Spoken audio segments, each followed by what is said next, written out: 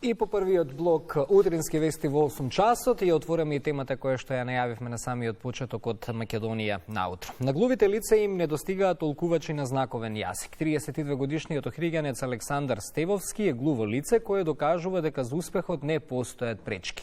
Со историјата на колешката Сонја Рилковска ќе ја отвориме оваа тема овој час во Македонија наутро. 32-годишниот Александар Стевовски е глуво лице кое докажува дека за успехот не постојат препреки. Роден е во семејство на глуви родители, денес дипломиран машински инженер, вработен и самостоен. До средно образование бил во специјално училиште, но на факултет му не достигал толкувач. Желбата за успех била посилна, ги научил колегите на знаковен јазик и тие му помагале во студиите. Вели глувоста не ја чувствува како хендикеп, се смета за еднаков со сите и не сака да го сожалуваат, но на глувите лица им недостигаат толкувачи на знаковен јазик. Најголем проблем според мене е комуникацијата помеѓу глувите и другите. Например, како глув човек да се јавам на прва помош, на пожарна, на полиција, тоа е на важните проблеми за кои што мора да се најде решение. Навистина како глув човек, јас имам семејство каде што сите сме глуви. Не дај Боже, ако не се случи пожар во куќата, како да се јавам? До полиција или брза помош, како да се јавам? Треба државата да најде решение. Најголемиот дел од глувите лица во Охрид се самостојни и вработени, најчесто од своји 18 години работат во заштитни друштва. За нивно надградување и неформално образование потребни се повеќе толкувачи на знаковен јазик. Ако ние го користиме гласот за да комуницираме, нивниот глас се нивните раце. Тие во нивниот свет на тишината се разбираат многу убаво и комуницираат меѓу себе. Меѓутоа, надвор од светот на тишината, нивната комуникација е малку тешка. Затоа сме ние толкувачите овде. Ние сме мостот помеѓу светот на тишината и надвор од светот на тишината. Им ја улеснуваме комуникацијата, да можат подобро да го разберат соговорникот, а и соговорникот подобро да ги разберет нив. Друг проблем на глувите лица во земјава е пензионирањето, кое законски е како останатите лица без инвалидитет. Одамна е поднесена иницијатива за предвремено пензионирање на оваа категорија граѓани.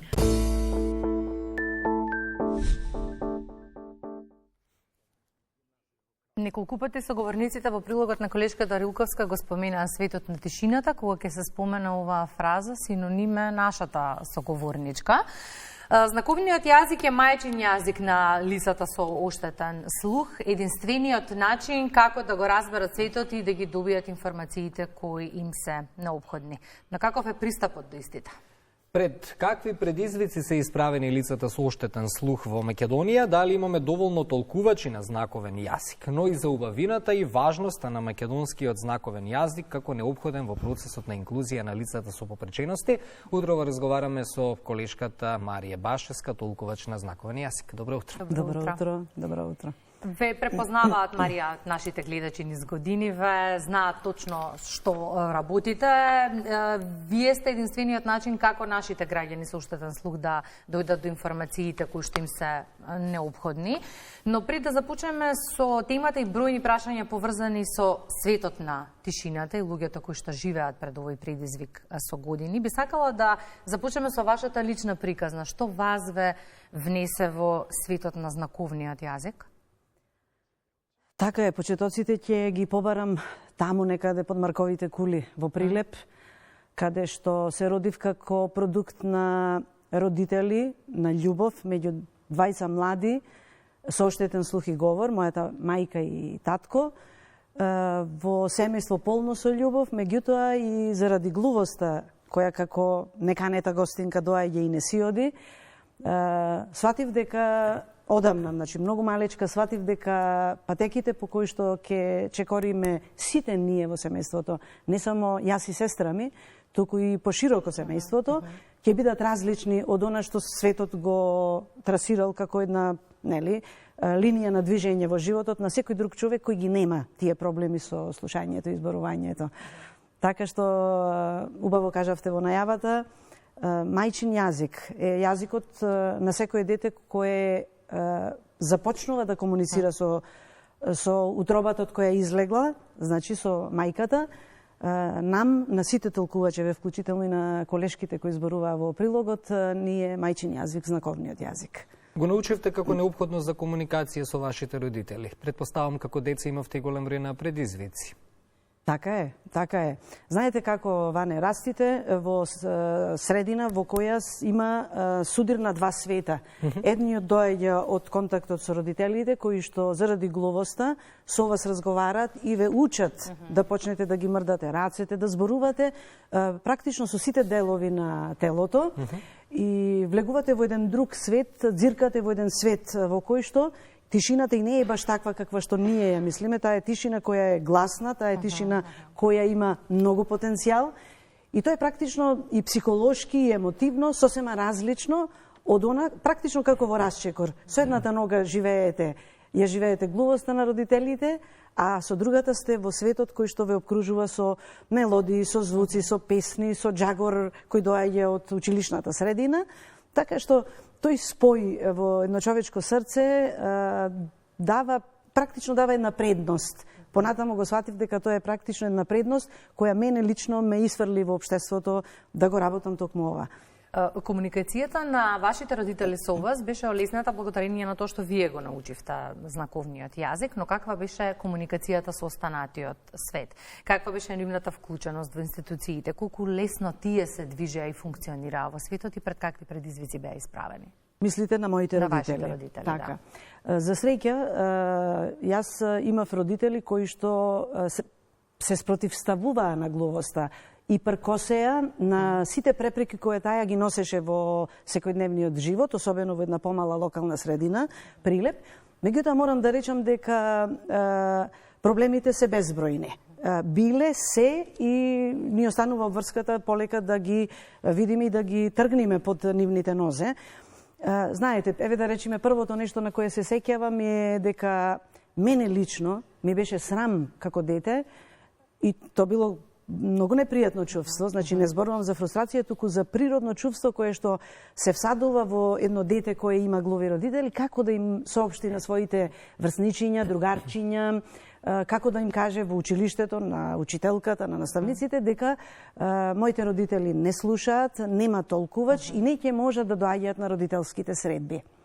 И знаете, наеднаш вие станувате мета на интерес на сите околу вас, па зошто вашите родители не дојдоа и така натаму, а не сме сакале многу да зборуваме, некако како да сакавме глувоста да ја ставиме таму некаде во агол. Затоа што општеството било тако. Затоа што општеството не беше подготвено да ги разбере, да ја разбере суштината на глувоста и кои се потребите кои произлегуваат.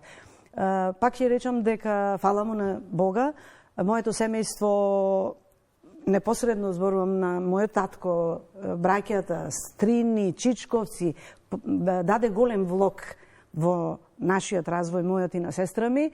Некако сите сили беа вперени да од нас направат пристојни примероци во општеството, а во секојдневниот живот многу скратена детска игра, наша, натоварени по големи обврски, отколку што едно дете може да ги има од својата 6-та година нагоре, бидејќи сме ги придружувале секаде, Христина, каде требало, во смисла во банка, уплата во туристичка агенција, проблем на работно место, на здравствен преглед, ако сакате, секаде каде што и вашите родители оделе кога вие сте биле мали. Така да.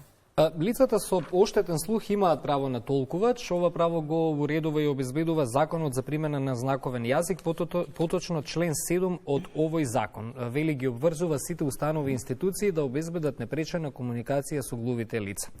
Дали во пракса тоа функционира? Како беше некогаш, како е сега, бидејќи знаеме дека членовите од семејството може да толкуваат, меѓутоа не сите ја знаат и стручната терминологија. Така е. Одамна овој проблем е изваден во општеството за да го добие својот третман. Факт е дека хартијата трпи се. Да, уредена е употребата со овој закон на кој вие се повикавте и членот кој што го кажавте, Ване. Меѓутоа, во праксата, животот на глувите лица покажува друго нешто, дека нема толкувачи, дека нема пристапност која што им е гарантирана со потпишувањето на конвенцијата. Затоа што нашата држава се обврза во далечната 2009 година, ми се чини, да им ги обезбеди сите права на граѓаните со попреченост, вклучително и на глувите лица, толкувачи. И сега замислете вие, пробајте, затнете ги ушите и пробајте да завршите некоја работа на шалтер, да се информирате за нешто. Тоа оди многу тешко, нема толкувачи за жал и ова кое што е ставено на хартија не заживеа. Практично, само ги дефиниравме потребите, кажавме како тоа би условно би било уредно, иако и ова треба да претрпи ревизија, бидејќи се види дека има многу слабости, останува многу широко поле за работа. Секој кој знае знаковниот јазик не може да биде и толкувач. За тоа треба да се добие посебна лиценца. Што значи тоа? Колку учење и какво се е потребно? Така е. Праксата покажуваше дека заради неподготвеноста на општеството да обезбеди и да плати толкувачи, тука е проблемот, се јавува како посредници членови на семејството. И сега, не може член на семејството кој не е проверен во своето знаење да биде толкувач во суд, толкувач во болница, каде што може би станува збор за сериозни здравствени проблеми. И оттамо тргна потребата да се дефинира во Националниот сојуз на глуви и наглуви, се организира обуки кои им нудат знаење до 600 ниво. Значи, еден толкувач ќе мора да заврши 6 нивоа на македонски знаковен јазик, доколку сака да биде вклучен како толкувач и да ја исполнува таа задача на преведување и толкување меѓу средината и глувото лице. Така.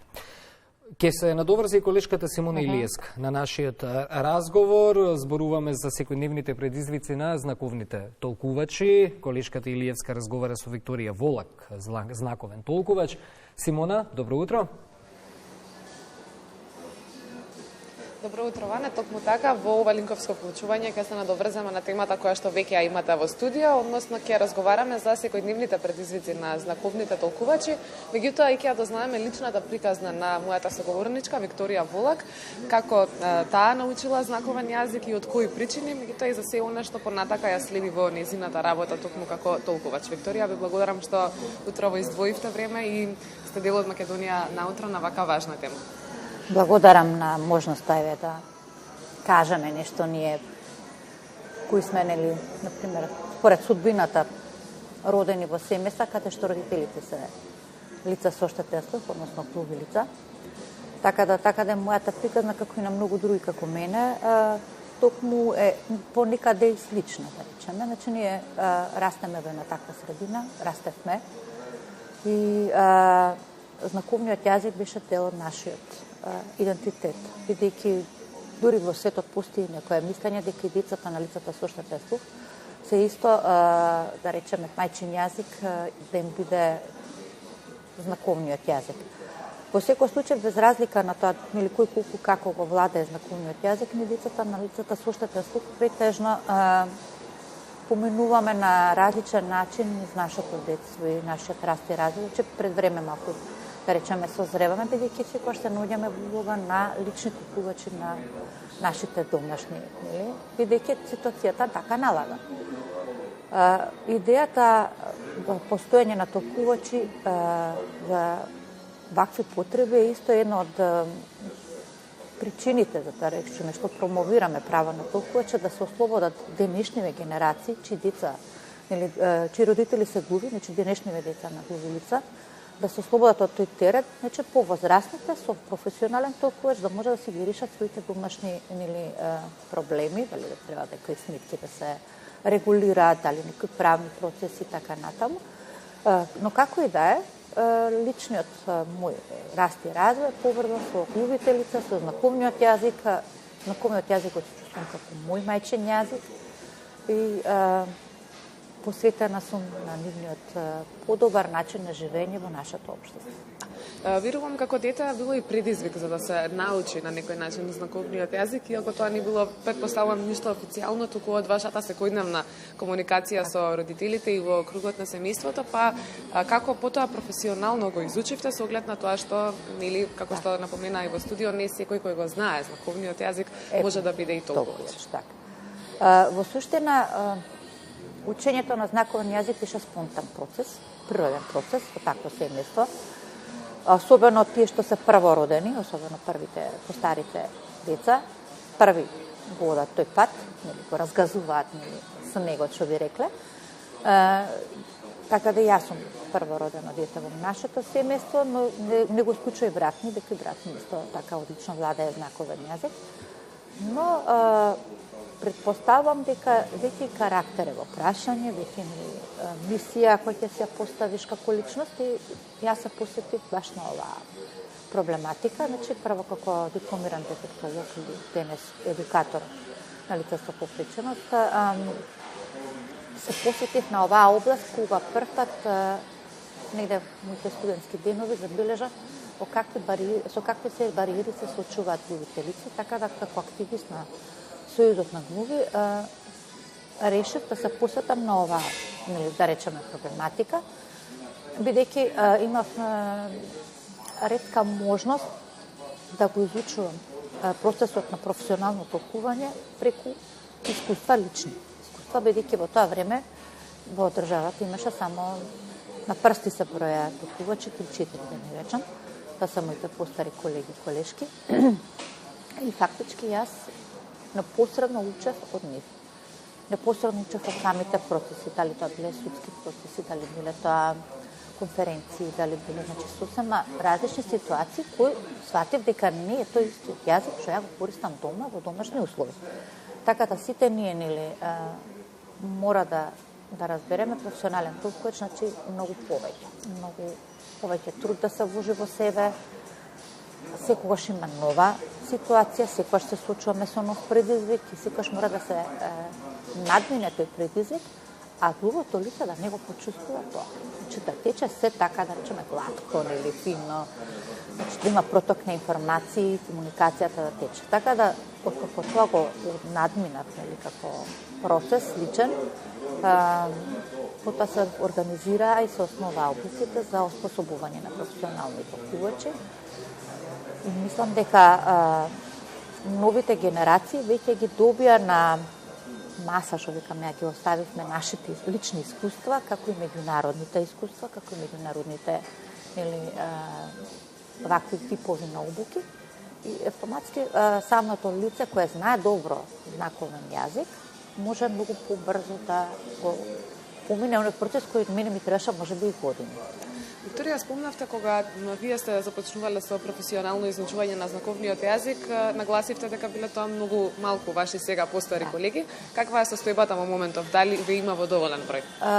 Бројката е зголемена, но не е дека е доволна. Апсолутно не е доволна. Особено тоа што, например, станувате толкуваш, но не сте вработат никаде, него едноставно стоите на располагање на глувото лице за неговите потреби. Така да бројката е, па ќе кажам, недоволна. Фалат уште такви кадри, но фалат и многу мотивирани кадри, бидејќи овој кадар е мал, редок, тежок е патот да станеш професионалец, а треба да бидеш мотивиран, да обстоиш и да бидеш на располагање на глувите лица. Викторија, ви благодарам многу за денешното гостување. Имавме уште многу прашања, многу интересно времето ќе го завршиме тука разговорот. Секако зборувавме на многу важна тема и вашето искуство е понатака патот во кариерата е, верувам, од помош за многумина. Тоа беше разговорот со Викторија Волак, знаковен толкувач, која што искрено ни ја сподели незината лична животна приказна и како потоа се одлучила професионално да го изучува знаковниот јазик со цел да помага на глувонемите лица и секогаш мотивот и фокусот на незината работа е токму таа помош која што безрезервно им ја пружа на сите на кои им е потребна. Благодариме Симона, наша гостинка во студиото колешката Марија Башевска, толкувач на знаковен јазик. На страната на Националниот сојуз на наглуви лица на Македонија, Марија, податоците велат дека 20 имаме толкувачи во Скопје, 5 во Битола, 3 во Прилеп, 2 во Охрид, по еден во Команово, Струмица, Штип, Струга, Крива Паланка, Валандово и 2 во Гостивар. Иако ја зборуваме инклузијата на дело, предпоставам дека ова се мали бројки во однос на реалните потреби. Така е, лесно е да се констатира дека на илјадници глуви луѓе, дури чинам дека и оваа бројка која сте извлекле е неажурирана бројка, бидејќи бројот достигна некаде до 30 и 3/4, Меѓутоа, токму како што колешката Волак кажа во прилогот, бидејќи толкувачите долго време беа ставени на листата на чекање да добијат свое вработување, токму како толкувачи кои ќе бидат на дневна основа ангажирани таму каде што има потреба, добар дел од нив се откажаа. Се откажа и практично си побара свое вработување на други места. Листата е многу мала, а потребите наспроти тоа огромни. Пусти ли светла точка од аспект на институции кои што ги почитуваат правилата на игра? Ако ја исклучиме македонската телевизија, бидејќи тоа е и наша задача и исполнуваме и за тоа добивме награда, меѓу другата? Така е, Кристина, така е. Одработена награда која им дава пример на сите во општеството како треба да се однесуваат. Во моментов можам да се сетам дека само кога човек греши, во судскиот систем обезбедува толкувач и по некој образовен асистент, бидејќи кубуриме со кадрите, нив ги нема, со еден збор. И за крај, што предлагате да се направи за да може во оваа смисла да се задоволат потребите на луѓето со оштетен слух и говор? Така. Заедничка констатација е на сите наши колешки дека треба да се формира служба на толкувачи, така како што светот функционира, ништо ново не би измислиле. Точно сертифицираните толкувачи да бидат ангажирани дали како поединци, дали како членови на службата на толкувачи, се едно, државата да го организира со ваучери, да го организира начинот како ќе ги плаќа толкувачите, како ќе дојдат до толкувачи, нешто за кое нема траса, како едно глуво лице ќе дојде до толкувач во време кога нема му треба. Навечер, собраќајка, срцев удар, значи зборуваме за истите животни состојби и проблеми. Токму како и момчето Александар кој спомна дека како ќе повика еден глув човек брза помош, а реално сите имаме потреба во текот на животот и за таква услуга. Токму така, да. Благодарам, Марија, за гостувањето во Македонија наутро. Сакам следното да ни биде со убави вести токму на оваа тема и поголем број на толкувачи, бидејќи се неопходни, а тоа го потврдуваат и Охриѓани. Колешката Сонја Рилковска на второто линковско вклучување токму на оваа тема. Имаме и во Охрид Сонја лица со оштетен слух, но толкувачи кои да им помогне нема. Така е, Кристина. Во ова наше јавување зборуваме за предизвиците со кои што се соочуваат лицата со оштетен слух во Охридскиот регион. А овде со нас разговараме со Славица Стефановска, толкувач на знаковен јазик, но и секретар во Сдруженијето на глуви и наглуви. Добро ви утро, Стефановска, ти благодарам за издвоеното време. Да започнеме прво со кои се клучните предизвици со кои што се соочуваат толкувачите на знаковен јазик во помалите средини како што е Охрид. Добро утро во ова студено декемвриско утро од Охрид. Ви благодарам многу на поканата и на можноста да можам да проговорам за преведувачите од еден друг агол. Преведувачот од малиот град. Бидејќи е сосема нешто различно, мала средина сме, постојано се зборува дека немаме доволно преведувачи, но јас би рекла вака. А што е со оние преведувачи кои што веќе ги имаме? Меѓутоа, сите во малите градови работиме од ентузијазам и од љубов кон глувиот човек. Меѓутоа, некој финансиски бенефит не постои. Како јас сега да убедам или да му зборувам на некој млад човек да ме наследи или да продолжи нашата професија, кога за тоа нема воопшто дури ни едно малечко хонорарче. Би рекла дека е време да се сменат работите, посебно во оној дел за кој што веќе се имаме и законски изборено Националниот сојуз на глувите луѓе преведувачите, дека секоја институција која што имат потреба од преведувач и која што ќе го викне преведувачот за одредена ситуација со глувиот човек, дека тој преведувач треба да биде платен адекватно за неговиот ангажман. Меѓутоа, нити Центар за социјална работа, нити полиција, нити суд, нити апсолутно ни една институција во нашиот град, не во нашиот град, во секој град од Македонија нема предвидено ни малку од својот буџет или од својата постапка дека тоа нешто треба да се плати. А од друга страна, ако има некоја ситуација, сега ќе ме викнат мене или моите колешки да толкуваме, вие не можете да речете, извинете, јас не доаѓам заради тоа што не сум платена, јас ќе дојдам заради тоа што сакам да бидам тука за мојот глув пријател. Меѓутоа, тоа не е решение на долги патеки. Така и дали Славица, вие сте неколку мина, 2 или 3 толкувачи, да, во Охрид, и верувам сите имате некое друго трајно вработување, бидејќи сигурно не може да се живее ниту со ангажман од дневници, а уште помалку кога не сте платени. Јас зборувам дека во малите градови воопшто не станува збор нити за дневен хонорар. Значи не постои. И посебно, едно друго нешто сакам да кажам, дека кога дури и некои настани да се случуваат во нашиот град, тогаш зошто не ангажираат нас, не зборувам за себе, меѓутоа младите колеги, зошто не ги ангажираат охридските преведувачи да земат по прв пат некој хонорар, па ете да речем малку да си дадат позитива во својата работа, туку кога е некои проекти, кога ќе има убав хонорар, тогаш заедно со проектот доаѓаат и преведувачите од големиот град, како да ние од малиот град не знаеме да се снајдеме или не знаеме да го преведеме сето тоа. Имаат нерешени прашања, јас мислам дека ова треба прво да се реши на институционална основа, да се реши со некој правилник или со било шо, како во државните институции ќе се ангажираат преведувачите и тоа не е само потреба, тоа е должност. Верувајте дека сигурно ме разбираат многу убаво и глувите луѓе, ме разбираат и многу убаво моите колеги, бидејќи од вашиот збор, од вашиот превод, може би зависи судбината на тој човек. И која е таа одговорност, посебно во некои животни ситуации. Не може да се случи тоа без преведувач. Преведувачот е мостот помеѓу светот на тишината и другиот свет. Тоа е она патека што сите мислиме дека пристапноста е патека за инвалидска количка. Преведувачот е мостот помеѓу тие света. Стефановска, ве прашаме колку глуви и наглуви лица имаме во Охридскиот регион и колку е важна таа потреба да бидете и да постоите за да сте тој мост. Ние сме тука и постоиме, меѓутоа треба да си ги решиме работите. Ние сами не можеме да ги решиме. Тоа мора да се реши институционално.